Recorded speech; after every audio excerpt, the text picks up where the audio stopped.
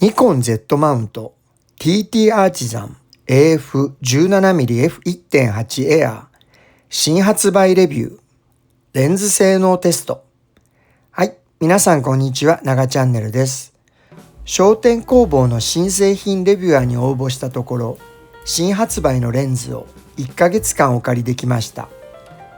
名称工学 TT アーティザンの APS-C 用 AF レンズAF17mm F1.8 エアのニコン Z マウント用です。このレンズはすでに2026年4月にソニー E マウント用と富士フイルム X マウント用が発売されています。今回2026年7月にニコン Z マウント用が新たに発売されました。レビューにあたっては商店工房から無償で貸し出された製品を使用しています。レビュー内容への指示や制約は一切ないので、自由に感想を述べていきます。それでは、Let's get started!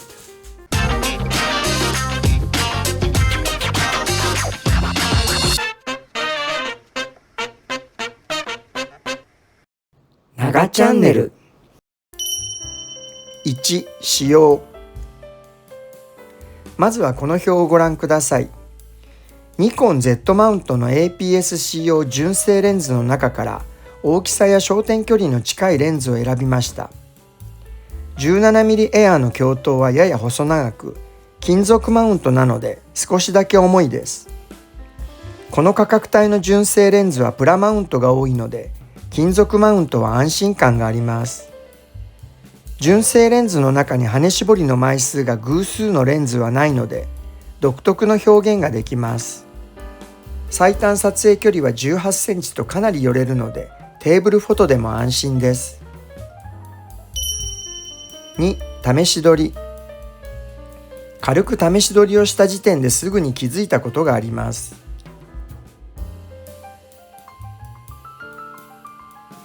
このレンズ、絞り開放ではかなり描写が柔らかいです。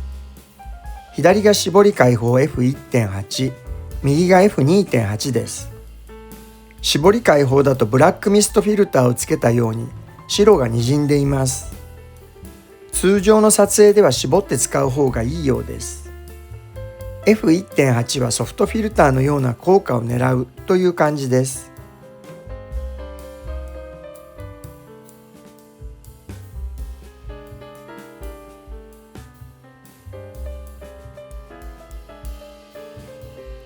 周辺原稿もそれなりにあります。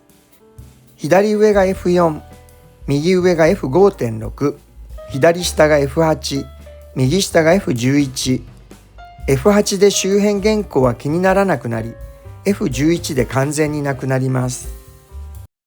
長チャンネル。解像感。チャートを使って中央部と周辺部の解像度を調べます。絞り開放 F1.8。試し撮りの時と違って中央部の解像感は十分です。被写体との距離を離すといいようです。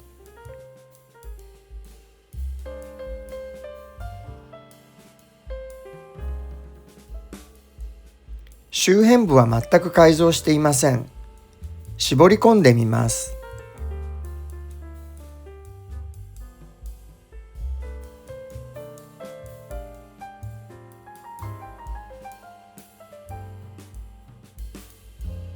左上が絞り開放 F1.8、右上が F2.8、左下が F4、右下が F8。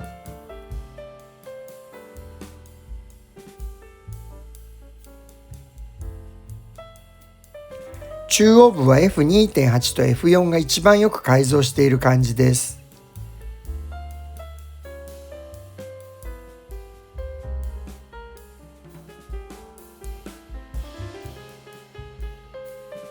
周辺部は絞り込むに従って少しずつ改善していきますが、F8 でも改造していません。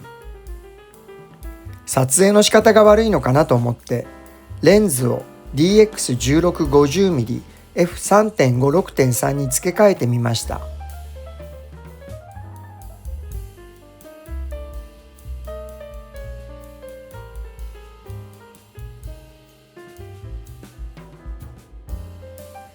左が TT アーティザン AF17mm F1.8 の F4、右がニッコール ZDX1650mm F3.56.3 の絞り開放 F3.5。中央部はよく改造しています。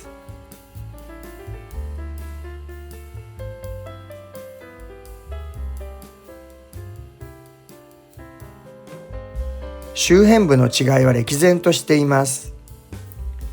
レンズの周辺部の精度に問題があるのか調べてみます。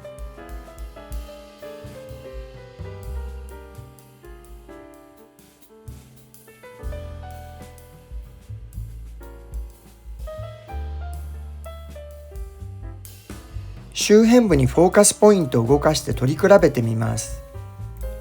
左が中央部にフォーカスポイントの F2.8、右が周辺部にフォーカスポイントの F2.8。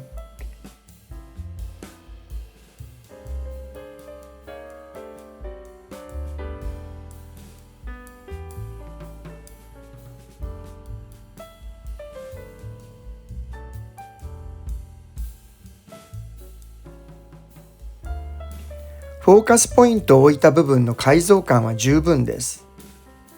近めの距離で撮るとフォーカスポイントから離れるほど改造しなくなります。これはかなり癖のあるレンズです。近距離だとフォーカスポイントから離れると改造しないという特性があります。旅先の料理の撮影などはこの特性を生かすと便利だと思います。料理だけにピントを合わせ、その他テーブル上の雑然としたものをぼかすことができるからです。第2回目のレビュー、観光列車の旅で料理を撮る予定なのでご期待ください。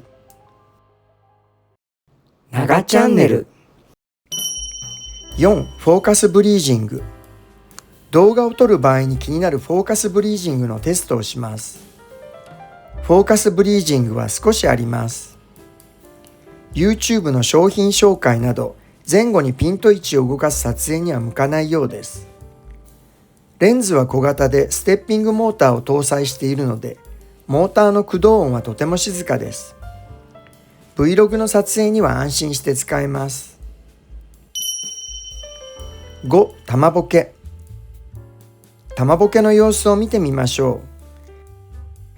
左上が絞り開放 F1.8、右上が F2、左下が F2.2、右下が F2.5。F1.8 の中央部は綺麗な玉ボケです。F2 以降少し絞っただけで角張ってきます。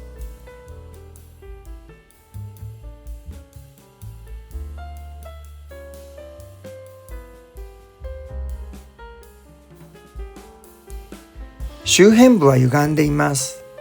絞るにつれて放射状に伸びていきます。ボケを生かすなら絞り開放で撮る方がいいようです。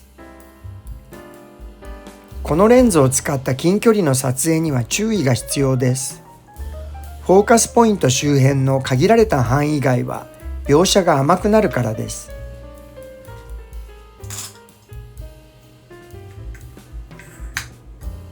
逆にその特徴を生かせばテーブルの上の料理を印象的に撮ることができるでしょう。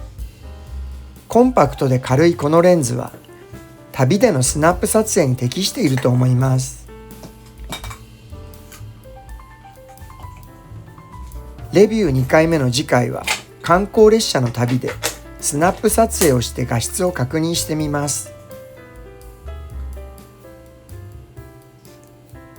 次回の動画までぜひチャンネル登録をしてお待ちください。ご視聴ありがとうございました。